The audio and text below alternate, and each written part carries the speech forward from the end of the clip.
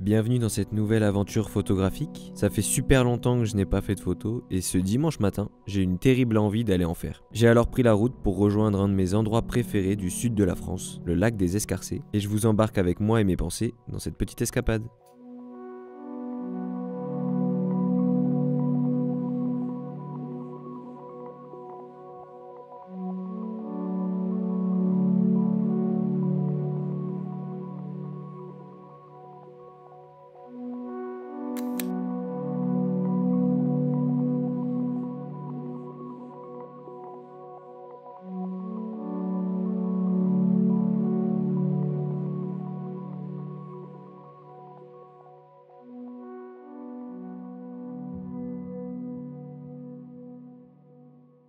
Bonjour à tous et bienvenue dans cette nouvelle vidéo. Ça fait quelques temps que j'ai pas fait de photographie et je me suis dit pourquoi pas, quand je vais y retourner faire une session shoot, une matinée ou une petite soirée, vous la partager en vidéo. Et aujourd'hui, comme ça fait longtemps que j'ai pas shooté, je me suis dit pourquoi pas shooter avec un appareil avec lequel ça fait hyper longtemps que j'ai pas photographié non plus, qui n'est autre que du coup le Mamiya RB67 120 mm. Donc c'est un appareil moyen format argentique. Donc pour ceux qui savent pas ou pour un petit peu les nouveaux, il existe plein de types d'appareils argentiques qui utilisent différentes pellicules de tailles différentes pour avoir une qualité d'image, on va dire plus ou moins importante, enfin plus ou moins forte. Donc lui il utilise des pellicules 120 mm. On peut en faire qu'une dizaine dedans. Donc aujourd'hui je vais faire cette pellicule dans cet environnement un petit peu spécial, je vais en parler un petit peu après. Et je vais aussi shooter quelques photos en numérique. Donc je vais essayer de retravailler les photos numériques d'une manière un petit peu, en termes de colorimétrie, un peu argentique. Donc je vous emmène tout simplement un petit peu en balade photo avec moi. On va un peu discuter, passer une matinée un peu chill ensemble. Donc pour cette matinée,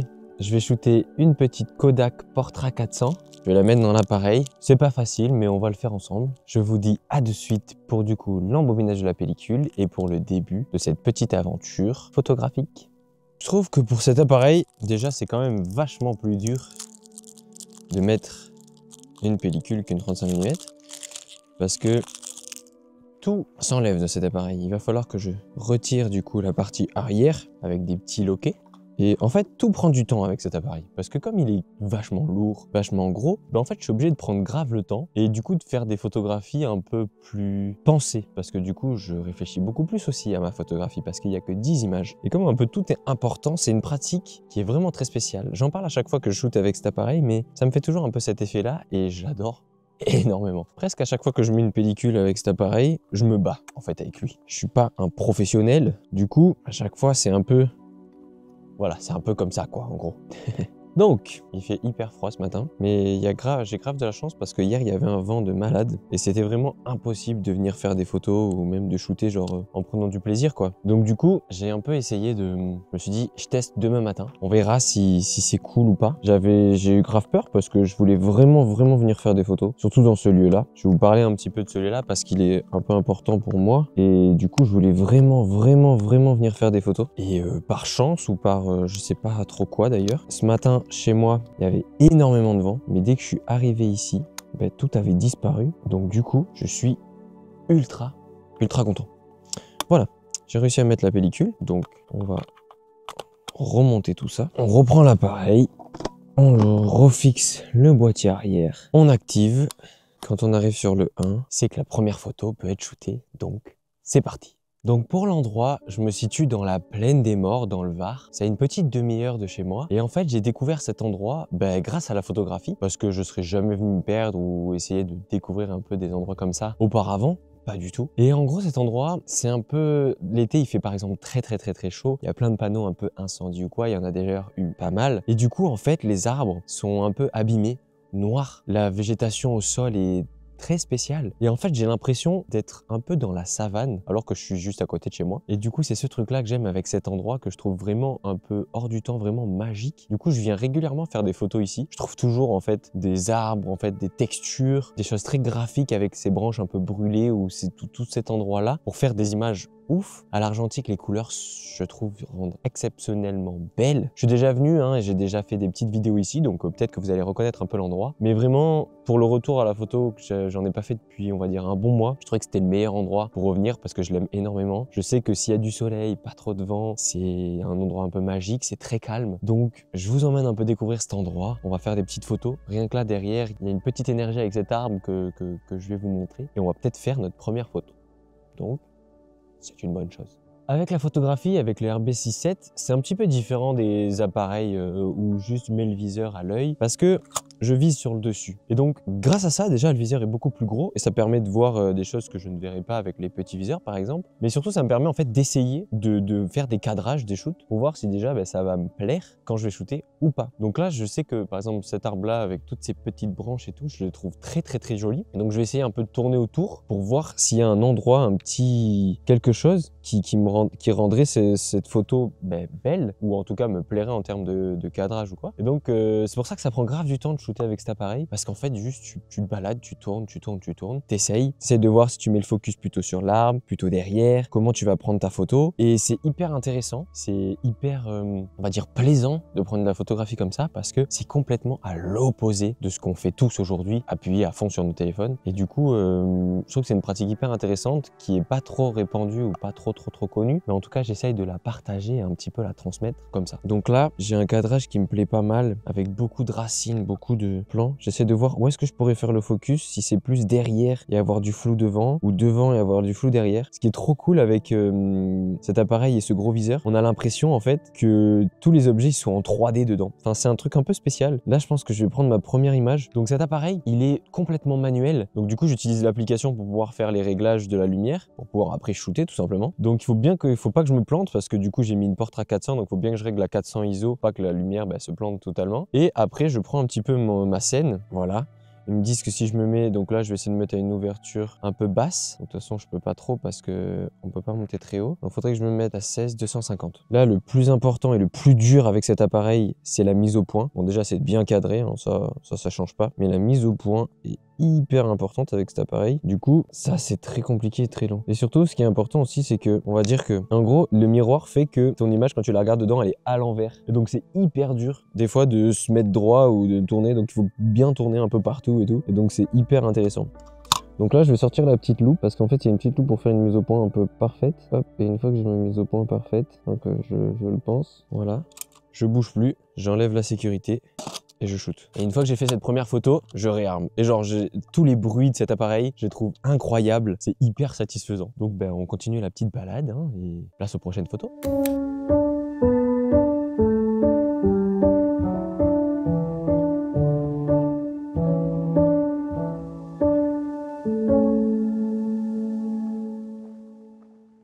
Je sais pas si vous voyez bien, mais cet arbre-là, je le trouve spectaculaire. On dirait un petit monstre. Je pense que je vais faire quelque chose avec ce buisson-là, cette image-là. Il y a le même un peu à gauche. J'ai peur d'être trop serré là. Ouais, je suis très serré. Peut-être jouer avec les branches et les textures un peu. On va voir ce que ça donne. Non, ça rendra pas top. Donc je pense que je vais vous reculer avec moi et on va prendre une photo de beaucoup plus loin. En fait, ce buisson, on dirait un peu un Pokémon. On dirait vraiment un Pokémon. C'est impressionnant.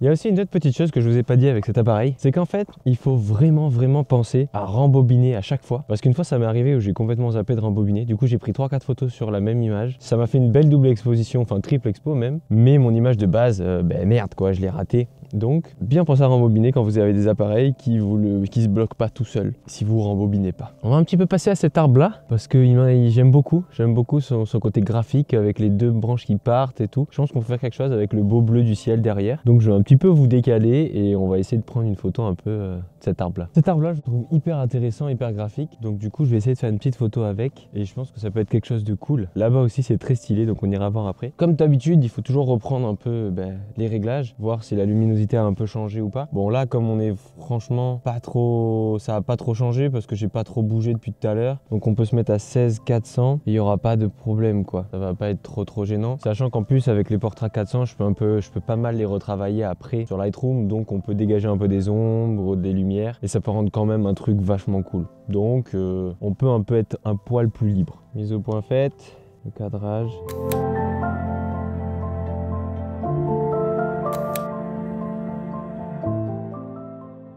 Donc là, on a quelque chose d'hyper intéressant, c'est que l'arbre a été un peu attaqué par les flammes. Et en gros, avec ses cornes en haut, on dirait un petit peu un taureau. Et ce qui est hyper cool, c'est qu'en fait, il est penché par rapport à la ligne horizontale de derrière. Ce qui peut être hyper intéressant, du coup, c'est de prendre la photo dans sa ligne à lui, c'est-à-dire penché, donc être droit par rapport à l'arbre, mais être tordu par rapport à l'arrière. Ça va donner un petit peu un effet un peu sympa, un peu au mode on n'a pas trop l'habitude, on comprend pas trop, parce qu'on va être penché mais pas penché. Donc je pense que ça peut être hyper cool. Donc je vais faire une petite photo de l'arbre taureau, et je pense que ça peut être plutôt sympa. Donc là, le plus dur, ça va être de se mettre droit par rapport à l'arbre taureau, quoi. Parce que comme je vous l'ai dit tout à l'heure, le miroir est à l'envers. Du coup, c'est hyper galère, il faut se pencher, se tourner et tout pour que ce soit bon. Donc la mise au point va pas être facile à faire. Ok, je suis une mauvaise langue. Allez, on va continuer un petit peu la balade, on va se mettre à marcher vers là-bas. On va commencer à finir un petit peu la pellicule parce que là nous sommes déjà à 5, donc la moitié, c'est une bonne chose. Et le soleil est de plus en plus beau, donc c'est parfait.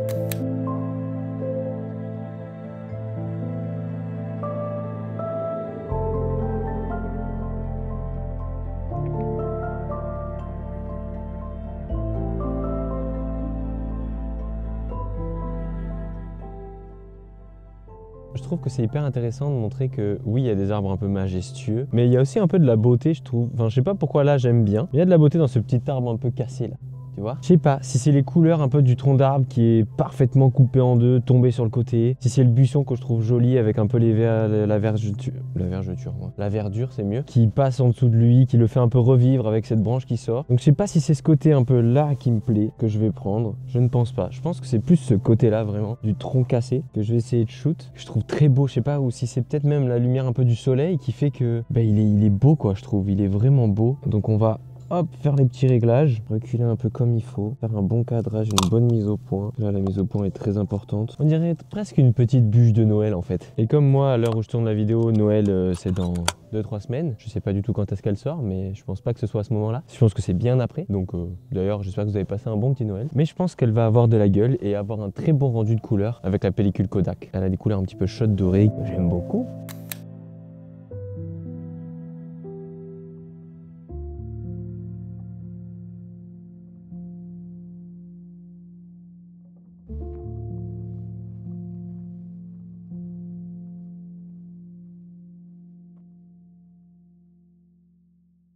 Quand je vous disais tout à l'heure que cet endroit-là, j'ai l'impression que je suis un peu dans la savane, qu'il y a une ambiance un peu magique, c'est pour ça en fait. Le paysage, je le trouve extraordinaire. De grandes plaines, un peu désertiques par le côté très chaud de l'été. Là, on est en hiver, donc c'est verdoyant de vert. Il y a plein de petites couleurs, de petites fleurs et tout. C'est très très beau. Et putain, c'est calme quoi. C'est calme de fou. Il y a des petits endroits cachés comme ça, en France ou même à l'étranger, de partout de toute façon, qu'on peut découvrir si on sort un peu, qu'on se perd un peu, par aussi de la chance en fait, parce que quand je suis venu là, c'était pas du tout ici que je voulais venir et par chance, j'ai découvert cet endroit-là et je l'ai trouvé complètement magnifique. Il y a des pépites comme ça qu'on peut découvrir, dans lesquelles on peut revenir se balader, faire découvrir à d'autres personnes et tout, et c'est un moment un peu de partage et de magie. Et la photographie permet également de partager ces lieux-là que pas tout le monde connaît ou pas que tout le monde peut même découvrir, tu vois, si tu n'habites pas vers là, tu peux pas venir ici. Mais toi, tu peux me faire découvrir même des endroits que je ne peux pas venir parce que je suis pas vers chez toi. Et c'est ça aussi, ce côté un peu magique et cool que j'aime dans la photo. C'est le côté de partager. Et puis tu peux faire venir 25 photographes ici. Ils feront 25 styles d'images différentes. Ils auront un œil complètement différent de ce que j'aime. Peut-être qu'eux, ils vont plus aimer les grandes plaines, alors que moi, j'aime bien les branches des arbres, tout ça, et me perdre un peu. Donc, c'est la magie de l'œil, de la photo. Je peux mettre un œil unique, le partager. Et c'est trop cool, c'est trop cool. Regarde, grâce à la photo où je suis, cet endroit est complètement magique. Et je suis seul, c'est calme, c'est beau, c'est propre. C'est un peu fou peut-être de parler comme ça devant une caméra. Peut-être que j'aille consulter. Bon, je vais voir s'il y a une petite photo qui peut être intéressante ici. Du paysage, c'est un peu plus simple que d'habitude, mais je pense que ça peut être beau. Donc je vais faire quelque chose de cool. Ça va, prix. On continue.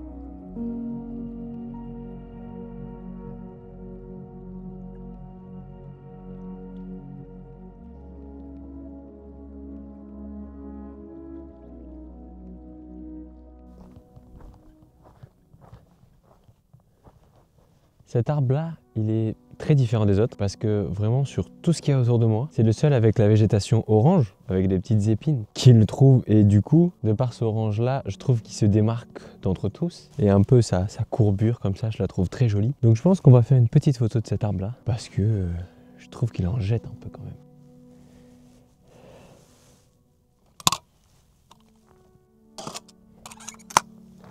En fait, je trouve que tous ces arbres dans cet endroit-là, ils ont chacun un peu une personnalité. Chacun, c'est un peu un personnage dans la vie, tu vois. Par les courbures, les couleurs, la texture, je pense qu'ils ont chacun leur petit caractère, leur personnalité, et moi, je les immortalise. C'est un peu de la street photo, mais sans personne et avec un calme absolu. Bon, on arrive dans notre petit point final. On y est bientôt, on y est presque. Donc, je vous emmène dans notre dernier point. Il me reste 1 ou 2 photos à finir et on aura réussi notre balade photo en ce dimanche matin, quoi.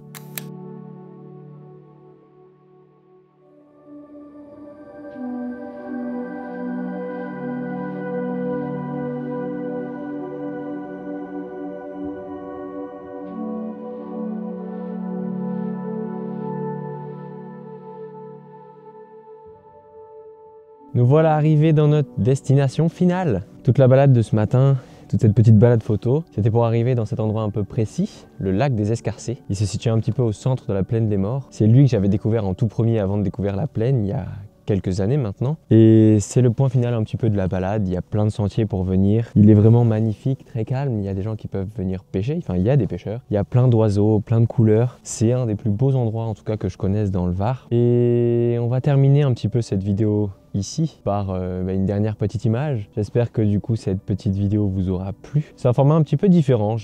C'était dans le mood que j'avais aujourd'hui, enfin ce week-end. Et avec cette nouvelle petite caméra et toutes ces petites choses que j'ai un peu dans la tête maintenant et la nouvelle façon en fait que j'ai de faire de la photographie. C'est ça que j'ai voulu faire. Et j'espère qu'en tout cas ça vous aura un peu plu. Si vous voulez redécouvrir un peu les images, vous pouvez les découvrir du coup sur mon site. J'en aurais sûrement fait un petit blog avec toutes les images un peu d'aujourd'hui et de cet endroit un peu magique. Une nouvelle version un petit peu des lacs des Escarcés. On se termine sur quelques petits plans beaux, un petit peu en musique, et puis je vous dis à très vite pour une nouvelle sortie photo, un nouveau voyage ou une nouvelle vidéo. De toute façon, quoi qu'il arrive, elle parlera de photographie. À très vite pour une nouvelle aventure. Je vous souhaite une belle journée et un bon moment et des bonnes aventures à vous aussi. Vivez des aventures, vraiment c'est incroyable. Ciao!